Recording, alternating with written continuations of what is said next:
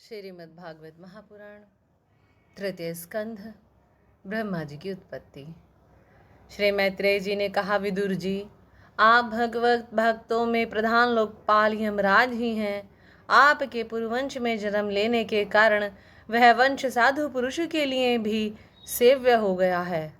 धन्य है आप निरंतर पद पद पर श्री हरि की कीर्तिमय माला को नित्य नूतन बना रहे हैं। अब मैं क्षुद्र विषय सुख की कामना से महान दुख को मोल लेने वाले पुरुषों की दुख निवृत्ति के लिए श्रीमद् भागवत पुराण प्रारंभ करता हूँ, जिसे स्वयं श्री शंकरषण भगवान ने सनकादि ऋषियों को सुनाया था। अखंड ज्ञान संपन्न आदिदेव भगवान शंकरषण पाताल लोक में विराजमान थे।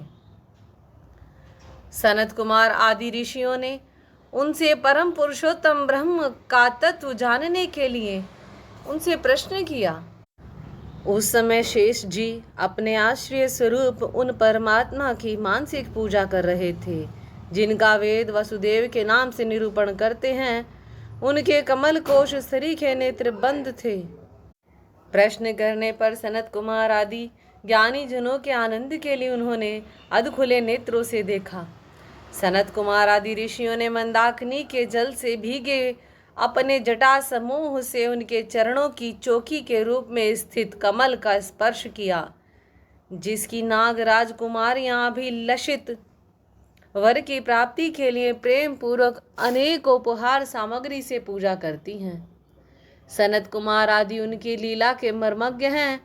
उन्होंने बार बार प्रेम गदगद वाणी से उनकी लीला का गान किया। उस समय शेष भगवान के उठे हुए सहस्त्रोफण किरीटों की सहस्त्र सहस्त्र श्रेष्ठ मणियों की छिटकती हुई रश्मियों से जगमगा रहे थे। भगवान शंकरषण ने निवृत्ति परायण सनत कुमार जी को यह भागवत सुनाया था, ऐसा प्रसिद्ध है। सनत कुमार जी ने फिर इसे परम व्रतशील सांख्यायन मुनि को उनके प्रश्न करने पर सुनाया। परमहंसों में प्रधान श्री सांख्यायन जी को जब भगवान की विभूतियों का वर्णन करने की इच्छा हुई, तब उन्होंने इसे अपने अनुगत शिष्य हमारे गुरु श्री पराशर जी को और बृहस्पति जी को सुनाया। इसके पश्चात परम दयालु पराशर जी ने पुलस्त्य मुनि के कहने से वह आदि पुराण मुझसे कहा। वत्स, श्रद्धालु और सदा अनुगत देख कर अब वही पुराण मैं तुम्हें सुनाता हूँ। सृष्टि के पूर्व यह संपूर्ण विश्व जल में डूबा हुआ था। उस समय एकमात्र श्री नारायण देव शेष शैया पर पोढ़े हुए थे। वे अपनी ज्ञान शक्ति को अक्षुण्ण रखते हुए ही योग निद्रा का आश्रय ले अपने नेत्र मूंदे हुए थे। सृष्टि कर्म से अवकाश लेकर आत्मानंद में मग्न थे। उनमें किसी भी क्रिया का उन्मेष नहीं था। जिस प्रकार अग्नि अपनी दाहिका आदि शक्तियों को छिपाए हुए काष्ठ में व्याप्त रहता है, उसी प्रकार श्री भगवान ने संपूर्ण प्राणियों के सूक्ष्म शरीरों को अपने शरीर में लीन करके अपने आधारभूत उस जल में शयन किया। उन्हें सृष्टि काल आने पर पुनः जगाने के लिए केवल काल शक्ति को जागृत रखा। एक सहस्त्र चतुर्युग पर्यंत जल में शयन करने के अनंतर जब उन्हीं के द्वारा नियुक्त उनकी काल शक्ति ने उन्हें जीवों के कर्मों की प्रवृत्ति के लिए प्रेरित किया, तब उन्होंने अपने शरीर में लीन हुए अनंत लोक देखे।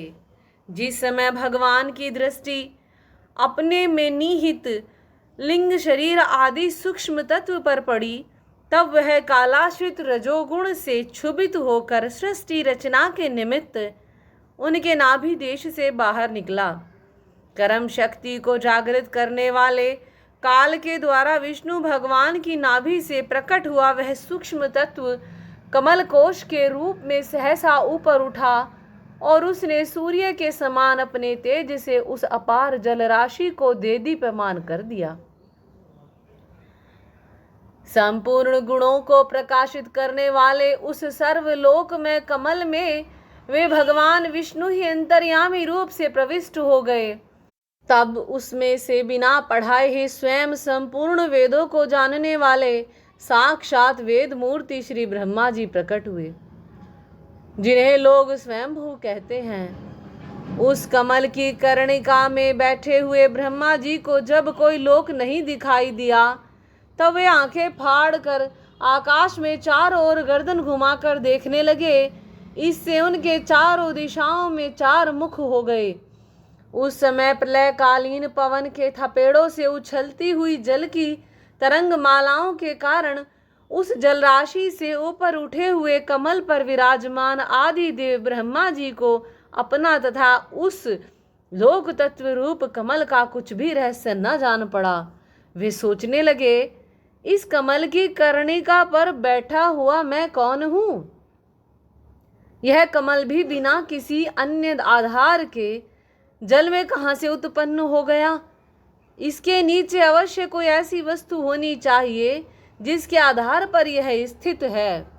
ऐसा सोचकर वे उस कमल की नाल के सूक्ष्म छिद्रों में होकर उस जल में घुसे, किंतु उस नाल के आधार को खोजते खोजते नाभि देश के समीप पहुंच जाने पर भी वे उसे पा न सके।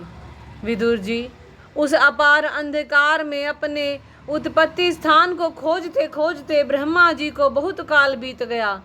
यह काल ही भगवान का चक्र है जो प्राणियों को भयभीत करता रहता है।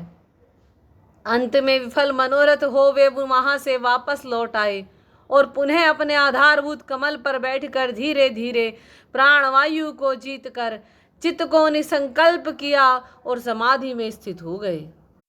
इस प्रकार पुरुष की पूर्ण आयु के बराबर काल तक अर्थात दिव्य 100 वर्ष तक अच्छी तरह योगाभ्यास करने पर ब्रह्मा जी को ज्ञान प्राप्त हुआ। तब उन्होंने अपने उस अधिष्ठान को, जिसे वह पहले खोजने पर नहीं देख पाए थे, अपने ही अंतःकरण में प्रकाशित होते देखा। उन्होंने देखा कि उस प्रलयकालीन जल में शेष जी के कमल नाल सदृश गौर और विशाल विग्रह की शैया पर पुरुषोत्तम भगवान अकेले ही लेटे हुए हैं। शेष जी के 10,000 फण छत्र के समान फैले हुए हैं। उनके मस्तकों पर किरीट शोभायमान है। उनमें जो मणियां जड़ी हुई हैं, उनकी कांति से चारों ओर का अंधकार दूर हो गया है। वे अपने श्याम शरीर की आभा से मरकत मणि के पर्वतों की शोभा को लज्जित कर रहे हैं। उनकी कमर का पीतपट पर्वत के प्रांत देश में छाए हुए शाम काल के पीले पीले चमकीले मेघों की आभा को मलिन कर रहा है। सिर पर सुशोभित स्वर्ण मुकुट स्वर्ण में शिखरों का मान मर्दन कर रहा है। उनकी वनमाला पर्वत के रत्न जलप्रपात औषधि और पुष्पों की शोभा को परास्त कर रही है तथा उनके भुजदंड वेणुदंड का और चरण वृक्षों का तिरस्कार करते हैं। उनका वह श्री विग्रह अपने परिमाण से लंबाई चौड़ाई में त्रिलोकी का संग्रह किए हुए है। वह अपनी शोभा से विचित्र एवं दिव्य वस्त्राभूषणों की शोभा को सुशोभित करने वाला होने पर भी पीताम्बर आदि अपनी वेशभूषा से सुसज्जित है। अपनी अपनी अभिलाषा की पूर्ति के लिए भिन्न भिन्न मार्गों से पूजा करने वाले भक्त जनों को कृपा पूर्वक अपने भक्त वांछा कल्पतरु चरणों का दर्शन दे रहे हैं, जिनके सुंदर अंगुली दल नख चंद्र की चंद्रिका से अलग अलग स्पष्ट चमकते रहते हैं। सुंदर नासिका अनुग्रह वर्षी बोहें, कानों में झिलमिलाते हुए कुंडलों की शोभा, बिंबा फल के समान लाल लाल अधरों की कांति एवं लोकार्तिहारी मुस्कान से युक्त मुखारविंद के द्वारा वे अपने उपासकों का सम्मान अभिनंदन कर रहे हैं। वत्स, उनके नितंब देश में कदम्ब कुसुम की केसर के समान पीत वस्त्र और स्वर्णमयी मेखला सुशोभित है तथा वक्ष स्थल में अमूल्य हार और सुनहरी रेखा वाले श्री वत्स चिन्ह की अपूर्व शोभा हो रही है। वे अव्यक्त मूल चंदन वृक्ष के समान हैं। महामूल्य के यूर और उत्तम उत्तम मणियों से सुशोभित उनके विशाल भुजदंड ही मानो उसकी सहस्त्रों शाखाएं हैं। और चंदन के वृक्षों में जैसे बड़े बड़े सांप लिपटे रहते हैं, उसी प्रकार उनके कंधों को शेष जी के फणों ने लपेट रखा है। वे नागराज अनंत के बंधु श्री नारायण ऐसे जान पड़ते हैं मानो कोई जल से घिरे हुए पर्वत राज ही हों। पर्वत पर जैसे अनेकों जीव रहते हैं, उसी प्रकार वे संपूर्ण चराचर के आश्रय हैं। शेष जी के फणों पर जो सहस्त्रों मुकुट हैं, वे ही मानो उस पर्वत के स्वर्ण मंडित शिखर हैं, तथा वक्ष स्थल में विराजमान कौस्तुभ मणि उसके गर्भ से प्रकट हुआ रत्न है। प्रभु के गले में वेद रूप भोरे से गुंजायमान अपनी कीर्तिमयी वनमाला विराज रही है। सूर्य, चंद्र, वायु और अग्नि आदि देवताओं की भी आप तक पहुंच नहीं है, तथा त्रिभुवन में बेरोक टोक विचरण करने वाले सुदर्शन चक्र आदि आयुध भी प्रभु के आसपास ही घूमते रहते हैं।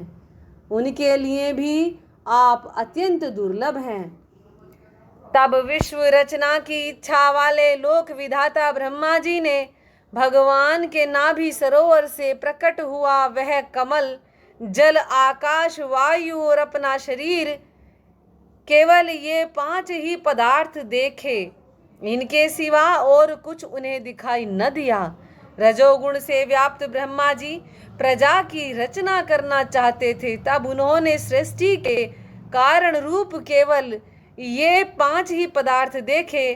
तब लोक रचना के लिए उत्सुक होने के कारण वे अचिंत्य गति श्री हरि में चित्त लगाकर उन परम पूजनीय प्रभु की स्तुति करने लगे। बोले श्री कृष्ण भगवान की जय। श्रीमद् भागवत पुराण की जय। श्रीमन राधे राधे। जो भी भक्तजन श्रीमद् भागवत महापुराण कथा रस का पान कर रहे हैं, निरंतर सुनने के लिए, संपूर्ण भागवत सुनने के लिए like, comment, share, subscribe, follow करें। जय जय श्री राधे।